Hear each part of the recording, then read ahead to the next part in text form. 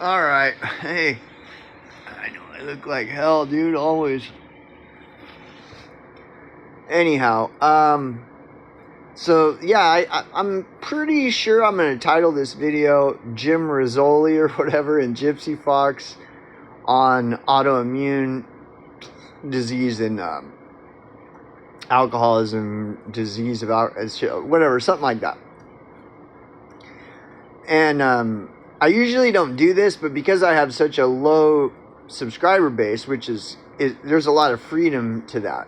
I can talk more openly without having an audience freaking out and fucking like dogpiling or whatever. You know, these things, it's the internet, as they say, right? And so normally I don't associate with other channels unless it's like a big channel. I'll associate with a big channel to call them out for being fucking bullshit. Just because, but I usually don't put it in the title though. I have with Richie from Boston or whatever, but you know, here and there, but it doesn't matter. It doesn't. So whatever the case. But anyways, so this is, I'm making an exception, and it's not to call anybody out or whatever. It's just to kind of like chime in on the discussion, whether or not Jim Rizoli or Gypsy Foxx watch this video it's okay either way. It's whatever it is. It is whatever it's going to be is what it is, right? And that's okay. That's not really necessarily the purpose. But anyways, so I've never watched Jim Rizoli before. Gypsy Foxx likes Jim Rizoli. And, you know, I watched Gypsy Foxx. And one of the main reasons is because Gypsy Foxx is one of the only just everyday people that I can find on these platforms. They're very, very far and few between, again. So I watch Gypsy Foxx, you know, and I would recommend anyone who is just wanting to watch an everyday person channel. Gypsy Foxx puts out videos, so I've mentioned this before. The reason I prefer just everyday people channels is because everyday people are the most reliable source you'll ever come across. You have everyday people, then you have the so-called experts, and they're all, you know, experts are going to tell you whatever is going to maintain that so-called expert's prestige and money, income coming. All these experts, they got all the money coming in, the prestige. They're always on the news, and they're always being praised, accolades of praise for what their expertise, right? And then you got famous people and politicians. Well, all these people outside of everyday people, they have something to gain by bullshitting and lying and all this stuff. Whereas everyday people have a lot less to gain from being dishonest, and so they're more likely to be honest. They also have less to lose in being honest. Someone who has made a living on being a liar, they have everything to lose by telling the truth, so they're going to keep lying. Whereas an everyday person, they don't have all this wealth to lose by telling the truth. So everyday people are the most reliable sources. And you'll find this over and over, time and time again. You know, I can have a fucking 2-minute conversation with an everyday person and they'll break it all down in like 2 minutes. Something that these internet influencers have spent years, hours and hours talking in circles about something, whereas the everyday person can break it down in like 2 minutes or less. And it's usually something as simple as it's all bullshit. It's all nonsense. You know, it's all pain. All there is pain. It's all nonsense. You know, on and on. Like, it's so easy to break this shit down that people spend hours and hours talking in circles. And it's not people, it's not everyday people that do that. When everyday people talk about something, they may talk about something for hours and hours, but it's a lot more likely that the reason they're talking about it is because it actually has true relevance, whereas an expert or some some talking head on BitChute or any of these other platforms. They're talking in circles to get more clicks, likes, views, subscribers, blah blah blah. It's all bullshit. You see? So an everyday person can just concise everything down to a simple statement like it's all nonsense. This is all nonsense. And it's like, wow, your mind is blown because you're used to seeing all these icons and idols and pontificate endlessly about something that can just so easily be summed up in the simple phrases, it's nonsense. It's all nonsense, But anyway, so everyday people, that's Gypsy Foxx is one of the few everyday people channels. And I don't know why that is. I don't know. And it's not to put Gypsy Foxx on a pedestal because, like I said, everyday people is the majority in the world. But yet when you go on platforms, the majority on platforms is not everyday people. The majority on platforms is bots and these mirror channels that never show their face. They're just mirroring other people's content, and these influencers, these idols, these icons that are always in popular and trending. So anyways, then you got Jim Rizoli, which I've never watched until today. And I watched about 15, 20 minutes. And Jim Rizoli, though, is in popular and trending. And so I will always be more skeptical of those in popular and trending than I will everyday people channels. And for some reason, Jim Rizoli is in popular and trending. I don't know why. I could speculate, but whatever. But I'm not here to criticize Jim Rizoli. But I will admit, I don't like popular and trending channels. I'll watch them for my entertainment purposes only. But ultimately, what I get out of them is like nothing in comparison to what I would get out of just having a conversation with the everyday person. And people can argue, well, some of those channels are everyday people. It's like, I don't care. I don't care what a person says. I understand the way BitChute works and Odyssey and Rumble and YouTube, and I understand the way these things work. I understand why and how channels end up in popular and trending. And it has little, if anything, to do with the quality of their content, and has much, if not all, to do with how willing they are to sell out. But again, this is not to criticize Jim Rizoli. I know nothing about Jim Rizoli. All I want to do is just do some commentary here on one particular aspect of this commentary, Jim Rizzoli's commentary in relation to Gypsy Foxx on viruses, illnesses, diseases, etc. So when Jim Rizoli is talking about viruses and illnesses and diseases, etc., he brings up alcoholism. And so alcoholism is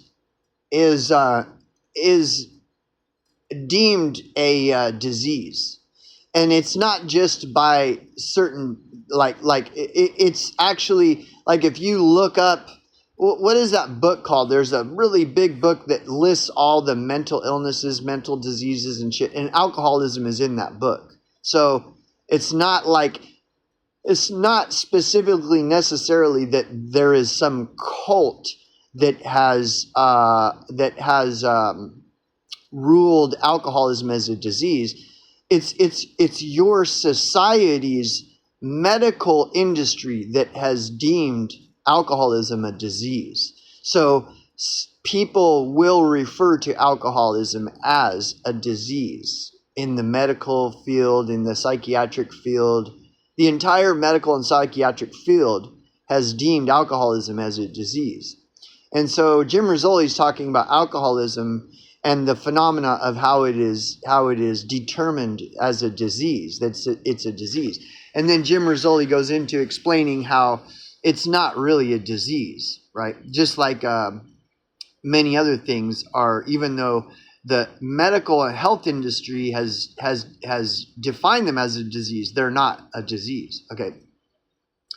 And I've heard this before. I've heard about alcoholism specifically. I've heard this before, how alcoholism isn't really a disease, even though it has been determined a disease by your own society's medical experts. Okay, and so I want to talk about the idea of alcoholism being a disease versus alcoholism not being a disease. Okay, and whatever. I just kind of want to lay out some basic shit, and kind of and I'm going to try not to lead the viewer to any specific conclusion, but I just want to just like lay some stuff out. So basically what I'm going to be doing though is I'm going to be going into the idea of alcoholism actually being a disease. Now I don't claim to know one way or another. And so I'm just going to go off of just what I have learned about alcoholism. So I quit drinking over 23 years ago. I quit drinking alcohol and I quit using all mind-altering substances. So anything that I can get high off of, like marijuana. If I smoke marijuana, I'm going to get high. Anything like that, I quit doing 23 years ago and haven't done any since 2001, right? Now, I smoke cigarettes, but I don't get high off of cigarettes. I don't get like a noticeable where I feel like I'm stoned or I feel like I'm whatever, like I'm in some state of euphoria. It's just cigarettes don't, you can't get high from smoking cigarettes that I'm aware of, like cigarettes are not going to impair my judgment to where, I'm going to, as far as I know, now there is the argument that, nicotine is a drug and shit like this. It's like, yeah, caffeine is a drug. Aspirin is a drug. So that means you have to quit all of this stuff. I quit drinking and using drugs, but unless you want to consider nicotine a drug and like caffeine a drug, I smoke cigarettes and I drink coffee. But anyways,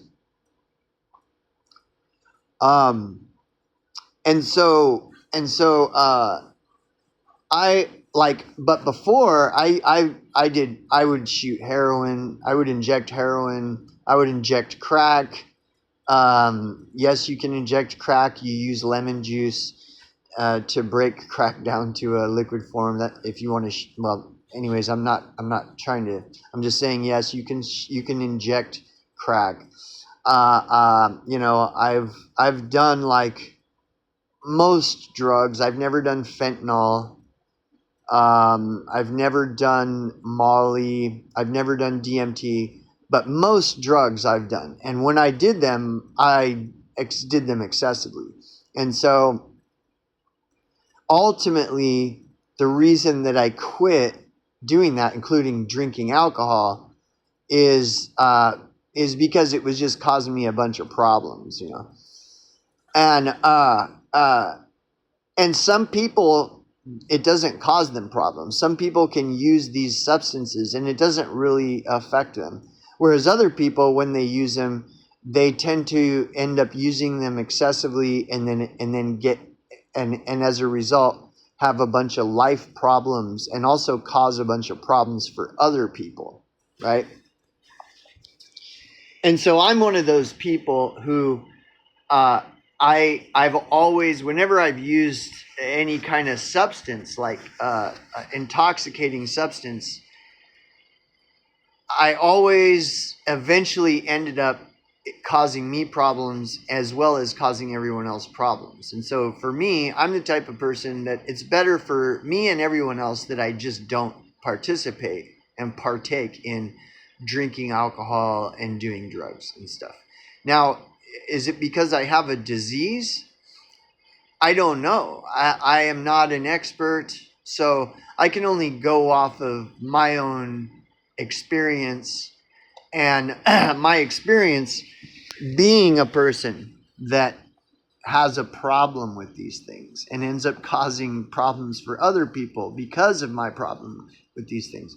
You may not be like this, and if you're not, well, good for you, you know.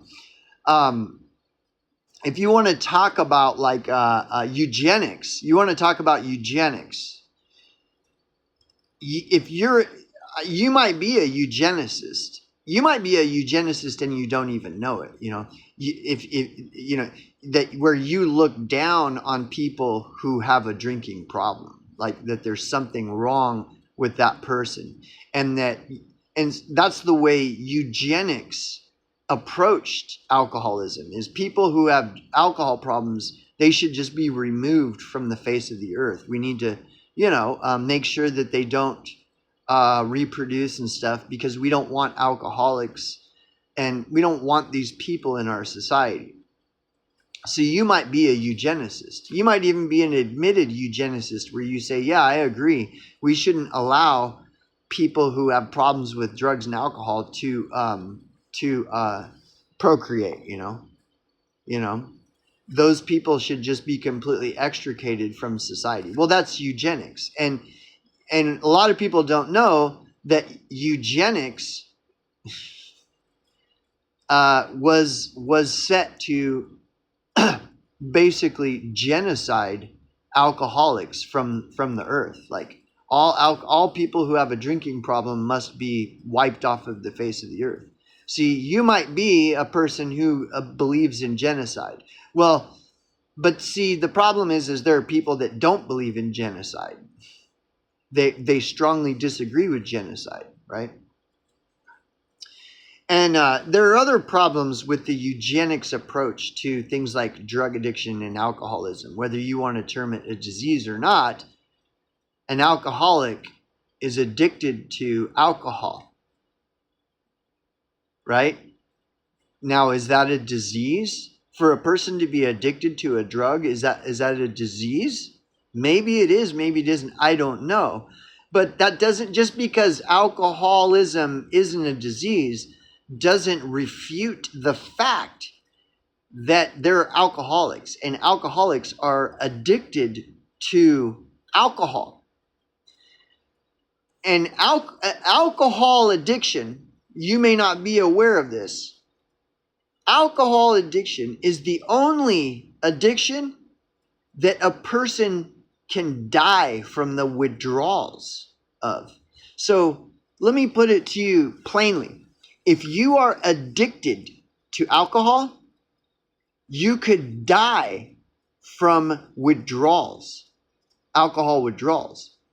So if you're addicted to alcohol and you decide, man, I'm addicted to alcohol, so I need to stop drinking because my body has a physical addiction to alcohol. Therefore, I'm going to quit drinking. And you decide to quit drinking, your physical body is going to go into withdrawals because your body is addicted. Your physical body is addicted to the drug of alcohol.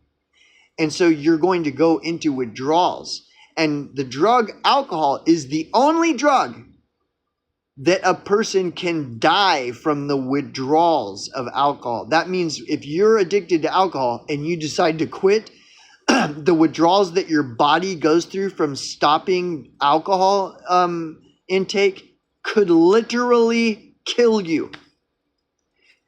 Heroin isn't like that. If your body becomes addicted to heroin and you decide to quit using heroin, you can't die from heroin withdrawals or any other drug. Alcohol is the only drug that you can die from the withdrawals of quitting alcohol, depending on how addicted your body is to alcohol. So there is definitely a physical phenomena in regards to alcohol and addiction to alcohol. Is that a disease? I don't know. Now, why is it that some people get addicted to alcohol and others do not? Is it like a moral compass issue? Is it a issue of virtue? Or is there some biological makeup within people's bodies that makes some people more inclined to get addicted to drugs like alcohol than other people? Is it a biological thing? Here we go again. Are you a scientist? Am I a scientist? We don't know for sure. But so there is a theory that there are a lot of theories. Like that heliocentrism, whether you know this or not, is a theory. Heliocentrism, the Earth being round, is still theory. It is not a proven fact. Ask Google yourself. Go to Google or Brave search engine and ask the search engine, is it proven that the Earth is round? And irrefutably, every time it's the Google AI and the Brave engine AI, they're all going to tell you the same thing, that it is not proven that the Earth is round. And it will further explain that even though it's not proven that the Earth is round, there is so much physical evidence of the Earth being round that people just there's enough evidence that the Earth is round that we just acknowledge the Earth is round, even though it is not proven. So, and people try to argue this. I've had people who approach me and make fun of flat earthers, and I'm not a flat earther, but I'll stop them and I'll say, dude, did you know it's not proven that the Earth is round? And they'll scoff at me and laugh, and I'll be like, okay, dude, look. And I'll take my phone and I'll ask Google, is it a proven fact that the Earth is round? And Google or Brave search engine or whichever one will tell you and me and everyone else that it is not proven. It is still theoretical. So make of that whatever you will. I'm not saying this to defend flat Earth or heliocentrism. I'm just saying theory. I'm just referencing theory. Now, so I've plugged my phone in. So theoretically,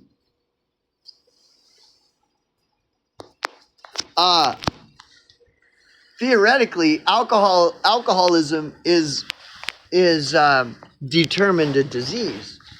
Just like theoretically, the Earth is determined to be, round. Damn it! Now my shit unplugged. Stand by. Here, I'll let you watch me fuck around with this. Okay, so everything that I'm saying, do your own research, come to your own conclusions, right? Do your own research on whether it is a proven fact that the Earth is round or not. Do your own research, right? Right? Come to your own conclusions. Okay, we're having some really fucking serious problems right now with this tech. We got some technical problems. Anyhow, so it's theory that alcoholism is a disease. But anyway, so we're talking about eugenics. Again, most people seems that most people don't know that eugenics wanted to genocide alcoholics and drug addicts. Well, thankfully for people like me, maybe you, maybe not, we don't live in a society that openly promotes the genocide of alcoholics and drug addicts. So, at least not openly. Now, secretly, they definitely do. Secretly, there's the secret war, right? And there is a secret war to genocide alcoholics and drug addicts, right? And so the word alcoholic means a person who is physically addicted to alcohol. That's what the word alcoholic means. Now, again, is it a disease? Is physical addiction to alcohol a disease? I don't know. What does it matter, right? So let's go into the idea that it is a disease. Okay. So now, what the basis for the idea that alcoholism is a disease is based in psychology and psychiatry. But then it goes even further. For example, you have Alcoholics Anonymous. Okay. Now, Alcoholics Anonymous references alcoholism as a disease in an abstract way. So it requires abstract thought. And there are people that do not have abstract thought. They only think in absolutes. They don't have abstract thought. Right? But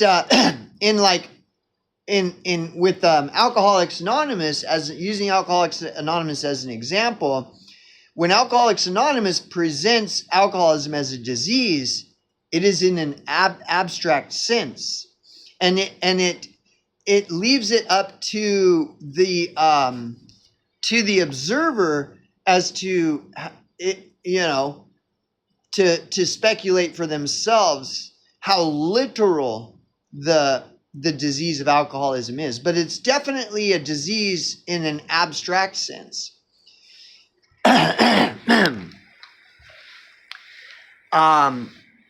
So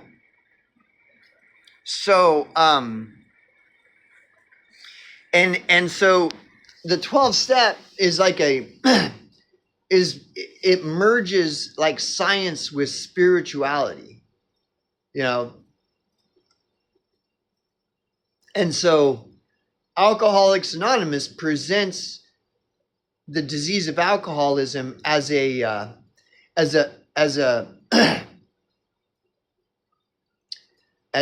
physical addiction coupled with a mental obsession. Okay, so it's undeniable that physical addiction to alcohol is a real thing. Like, you can't, a person could try to say how, no, there is, a person's body cannot be physically addicted to alcohol. But see, who would say that? Nobody would say that, because, that would be like me saying that, that if I took a chainsaw and turned it on and put the saw to my arm, that it's not going to cut my arm. Well, you already know that's not true. That if I put a chainsaw to my arm, it would cut my arm. A person can get physically addicted to alcohol. And this is true, just as much as it's true that if I put a chainsaw to my arm, it's going to cut my arm. So there aren't very many people who would make the claim that a person cannot become physically addicted to alcohol. Not very many people would make that claim, because everybody knows a person can get physically addicted to the drug of alcohol just as much as they can get physically addicted to the drug of fentanyl, or physically addicted to the drug of heroin. So there's a physical addiction to alcohol coupled with an obsession of the mind, and that's what the disease of alcoholism is a physical addiction coupled with a mental obsession. And then, so let's go into the mental obsession aspect of it. Is there an argument for mental obsession? Of course there is. When you look at cigarettes, which I would like to go smoke one, but I'm tethered to the charger on my phone. Okay, look, here's a cigarette. Let me show you. So here's this cigarette in its physical form. It is theorized, just as it is theorized that the earth is round, that part of the addiction to cigarettes is the mental obsession of the act of putting the cigarette to my mouth, taking a drag. There's an obsession of doing that. It's not just the physical addiction to nicotine, it's also the mental obsession of the habit of, this is the habit. A lot of so-called experts claim that one of the effective methods of quitting smoking is replace a cigarette with like a dum-dum lollipop or a toothpick or a straw. So instead of the cigarette I'm putting in my mouth and doing this, I'm taking a straw and I'm chewing on the straw. That's one method that can be applied to help a person quit smoking, is to replace the cigarette with something else like a straw or a toothpick or a dum-dum lollipop. And then they're just putting the dum-dum lollipop in their mouth, doing the thing, and see the mental obsession. And so then that gets into psychiatry and all this other stuff. Are there mental obsessions? Are there these things? Are these things real or not? And there's valid arguments on both sides of the thing. So, but the disease of, but more importantly, when you look at the 12s, like Alcoholics Anonymous, the Alcoholics Anonymous presentation of alcoholism being a disease is an abstract concept. And people that do not understand abstract concepts and don't have the ability to think in abstracts, they're not going to understand what Alcoholics Anonymous is presenting, because they can't think in abstracts. They can only think in absolutes and stuff. And so that's the first problem with assessing the proposed idea that alcoholism is a disease. It's an abstract proposal that requires abstract thought, And so if you could cross the threshold and start to grasp it from an abstract perspective, right? Then it will go in deeper into what it means by alcoholism being a disease. So the way to just quickly sum up the idea of alcoholism being a disease is to use the word wedico. Wedico is a word, and there are many other different words, but wedico is the one that I'm most familiar with. That's probably one of the more palatable concepts. Wedico is like a Indian term, like a Hopi Indian, or I don't know, one of these Indian tribes like the Hopi or the Navajo or whatever. It's a term that references spiritual disease. Spiritual disease. So alcoholism is a spiritual disease. It's a spiritual malady. It's a spiritual malady. And so, like, say it's the Navajo that came up with the term wedico. And wedico means spiritual illness. Well, you can look at that and say, well, that's bullshit. There's no such thing as spiritual diseases. Right? It's very easy to reject the concept, the abstract concept of wedico. Wedico means that you have a spirit or a soul, and that your spirit or soul can be infected with illness and disease. But if you don't believe that you have a spirit or a soul, well, then it's a lot easier for you to reject the concept of wedico. Now, on the other hand, if you believe that you have a soul and that you have a spirit, then you can understand the abstract concept of wedico. Wedico means a spiritual illness, spiritual disease. And this is how Alcoholics Anonymous presents the disease of alcoholism, as a spiritual malady, a spiritual illness.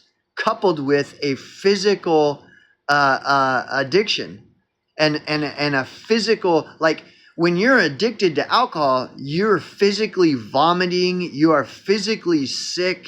There is a physical element to the spiritual malady, the spiritual sickness. And that the alcohol is a symptom of the disease of Wedico.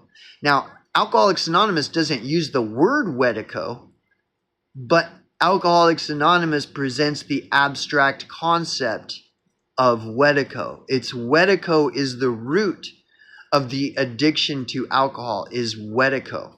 It's spiritual illness.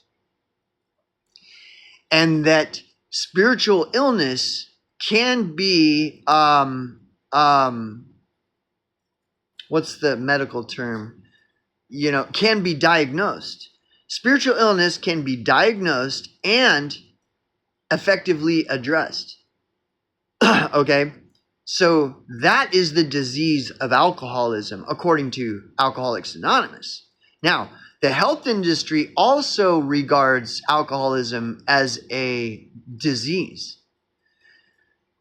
More so in the sense of mental illness than anything else. But if you look up the big book that lists all the mental illnesses, alcoholism and drug addiction will both be in there. Now, does that mean they are a disease? I don't know. Is Wedico a real disease? Is spiritual disease real? It depends on who you ask. And again, this goes into abstract concepts. If you cannot think in abstract concept and everything has to be, concrete and everything, well then it's very easy to reject the concept of Wedico, which is spiritual sickness, spiritual illness. And so what Alcoholics Anonymous proposes is that the addiction to alcohol is a symptom of Wedico, which is a spiritual disease. It's a spiritual illness. And it requires shadow integration. So Alcoholics Anonymous does not use the term Wedico, but it most definitely references spiritual illness. And Alcoholics Anonymous does not use the term shadow integration, yet most definitely references the concept of shadow integration. So what Alcoholics Anonymous poses is that if you're addicted to alcohol, the addiction to alcohol is a symptom of a deeper underlying cause, which involves the state of your spirit or soul or psyche, okay? The mind,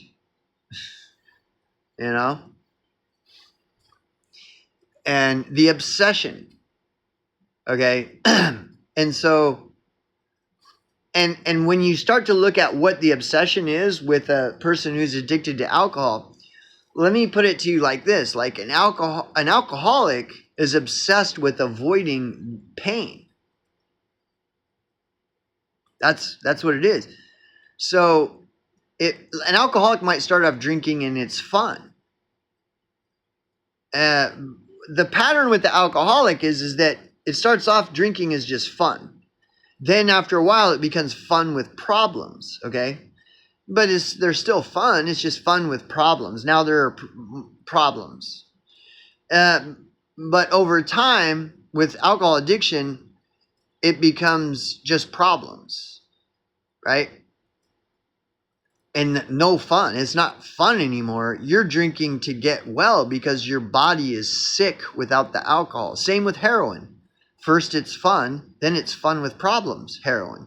Then it's mostly problems.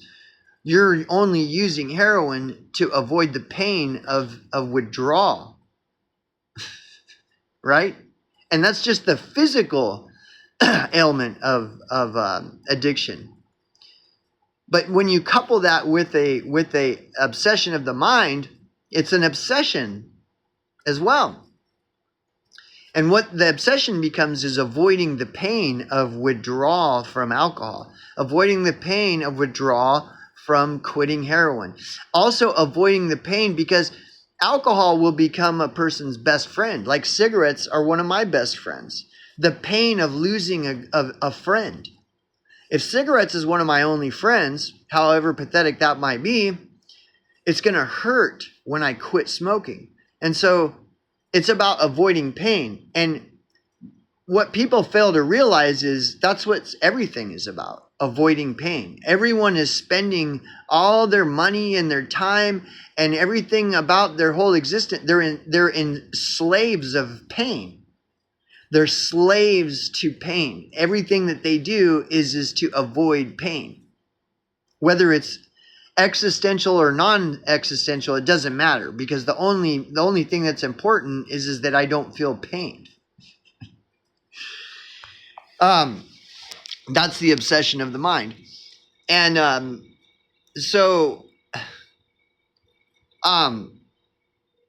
and there are many obsessions of the mind, and so it goes back to a spiritual illness. So like when Jim Rizoli says that he argues that alcoholism is not a disease, I'm not criticizing what he's saying. The thing is, it depends on which who's referencing it as a disease. What is the proposed reference? What is the proposed disease? If the proposed disease is a spiritual disease like Wedico, well, I would agree that there is spiritual illness. And if you disagree, well, then why not just look around? Look at the world around you. What do you see? Supposed genocides, right? There's a genocide well, who would genocide people except for someone who is spiritually ill? That's a spiritual illness. You don't think that there are spiritual illnesses? See, this is where I differ from people. This is why Wedico is an interesting word. To me, Wedico is real. The reason I see Wedico as a real illness is because all I have to do is look around at the world around me. There is empirical evidence everywhere I look. There is spiritual illness everywhere. People are consumed with greed. That's a spiritual illness. People are consumed with fear. Spiritual illness. People are consumed with hate. Spiritual illness. These are all spiritual illnesses. Sloth, greed, hate, envy, jealousy, and these are pride. These are spiritual illnesses. And depending on how obsessed a person is with their own pride or hate for someone, determines the level of disease that their spirit, the state of their spirit is in. There is most definitely spiritual illness. And alcoholism is a disease of the spirit. It's Wedico. It's a form of Wedico. And the act of an alcoholic getting their alcohol fix is only a symptom of a deeper underlying disease, which is in the soul. It is Wedico. It is a spiritual illness. And so this is why, like, for an alcoholic to quit drinking does very little if that alcoholic is not willing to look at what is the underlying cause for their alcoholism. A person who's addicted to alcohol that quits drinking, quitting drinking doesn't really do anything. Unless the person who quits drinking looks into why they have this obsession with an addiction to alcohol. Where did this come from? It all stems from a deeper, more underlying thing. That's what and it's a disease. It's Wedico. Alcoholism stems from spiritual illness or Wedico. And if a person who's an alcoholic quits drinking but doesn't look into the cause of their alcoholism, then all they are is they're just as they can be worse than an alcoholic that drinks. They call it stark raving sober. That's called stark raving sober, is the alcoholic who quits drinking without looking into what caused the alcoholism. Spiritual illness is what causes alcoholism. That's what it is. And a person who's not an alcoholic is delusional if they think that they're better than an alcoholic, because everyone has Wedico. Everyone suffers spiritual illness. Everyone does.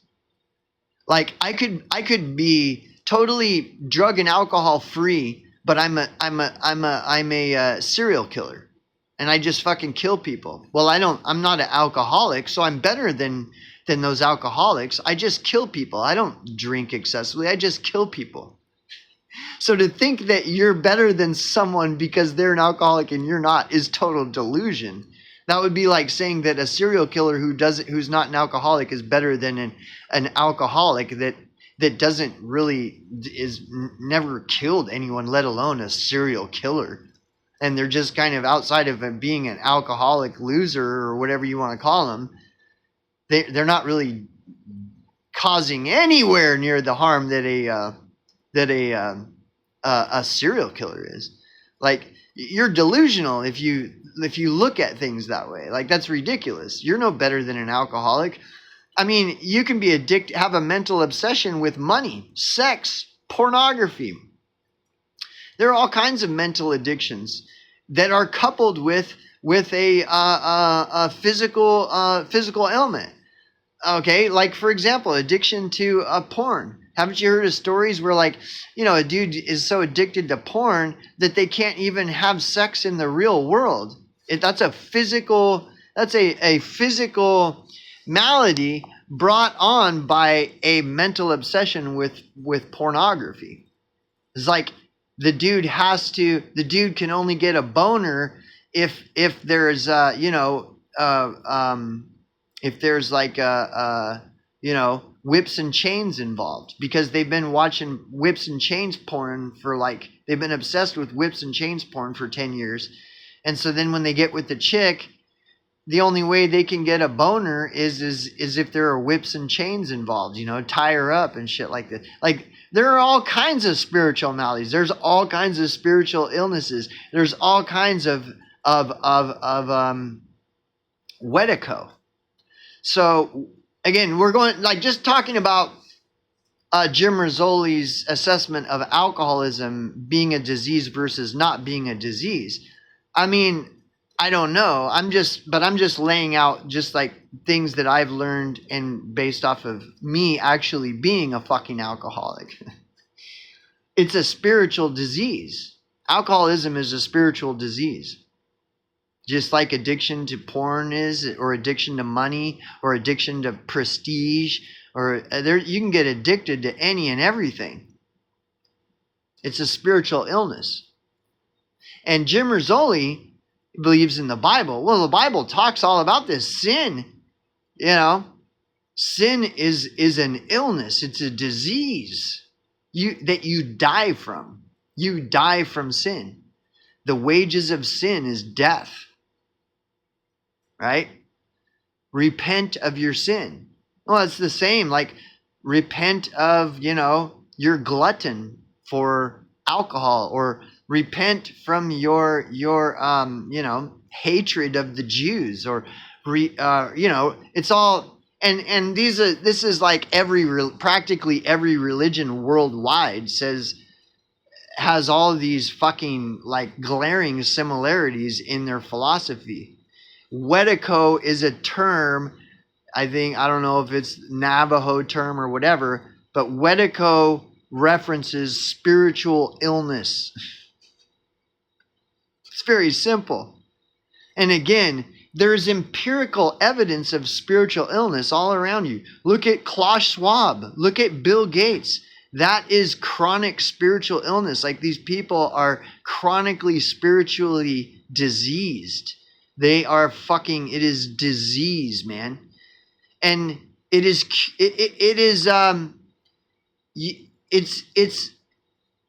spiritual illness, there may not be a cure for it. Well, Christians would argue Jesus is the cure.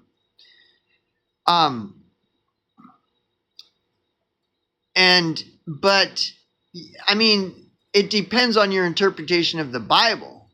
If Jesus is the cure, then why does it say repent from your sin? Repenting requires effort on the part of you, the individual. You can believe in Jesus, but if you're not repenting of your sin, well, that's evidence of your lack in belief in Jesus. To believe in Jesus means to repent. And repent is an ongoing process. You don't just repent and be like, okay, I repented from my sins. I'm all done. All right, Jesus, take me up. No, because say you decide, say right now, I decide I'm just going to start repenting. So I'm not going to smoke anymore, right? Well, so then I step outside and there's this super hot fucking prostitute right outside my door, like walking around looking, and she approaches me, is like, dude, if you got $50, I'll suck your dick. In my mind, I'm like, oh my God, dude, oh my God, dude. That's sin. Sin is always there. Repenting from sin requires what is it? The way AA puts it is contingent on the spiritual maintenance. If I want to repent from sin, it is contingent upon the maintenance that I continue to repent. I don't just stop repenting once and I'm done. That means I have to continue to repent as things come up in my life and in the world. I have to continue repenting. I repented, therefore I'm done. I don't have to repent anymore. And so wedico is like that. A wedico can be addressed, but it requires, it is contingent upon the maintenance of addressing it. You have to continue to address spiritual illness, because it is always there to infect you. Like if you lust, who stops lusting? That's one thing I've always wondered. Like I have a shirt that has a drawing of Jesus with a giant boner. And the reason I hold on to that shirt and I like to wear it sometimes is to kind of propose the idea to people. And it isn't to mock Jesus or Christianity or anything. It's like, but think about it. The morning fucking hard-on, the curse of the morning hard-on. Every day when a man wakes up, 9 times out of 10, he wakes up with a fucking boner. Well, did Jesus get a boner? When Jesus saw hot chicks, didn't he never looked at that woman and was like, fuck, or had a dream where he was totally out of control and was dreaming of one of these hot chicks and woke up with a boner? Well, I mean, is that sin to wake up with a boner? Did Jesus have a boner? I think it's something worth presenting, like what is this Jesus thing? I'm not mocking it but I'm just saying, so Jesus, did he ever wake up with the morning hard-on from a wet dream or something? Well, isn't that sin to have a boner? Isn't that lust? Well, yeah, but no, but yeah, it is, but no, it isn't. And then there you go. Then it's on. Then the big debate is on as to the boner of Jesus debate. And then some people are going to say he never had a boner. How dare you even propose the idea that Jesus may have had a morning hard-on? Well, all dudes around the world, that's a fucking curse. Will wake up with the curse of the morning boner. Jesus didn't have to he didn't have to face the curse of the morning boner hard-on. How is that? How? Anyways, contingency based on the maintenance of, I have to continue to strive to repent, or whatever you want to call it. Again, these religious and spiritual philosophies, they all have so many glaring similarities that to look at the differences is irrelevant. It's moot. It's trivial to look at the differences in all these different spiritual and religious philosophies, because there's so many more glaring similarities. And this is what it's all about, is spiritual disease, spiritual illness. And the idea that Alcoholics Anonymous proposes is that alcoholism is a spiritual disease. It is a spiritual illness. And you can argue whether or not that the common cold is real and these diseases, whether autoimmune disease is real or not. Fine. I don't care. But that spiritual disease and spiritual illness isn't real? Well, again, all you have to do is step outside your door and look around. Like, turn on the news. Like, you don't see spiritual illness like just out in the open, glaring in your fucking face, spiritual illness? Like, it's obvious that it's real. So, anyways, my 2 cents on that. Anyways, enjoy.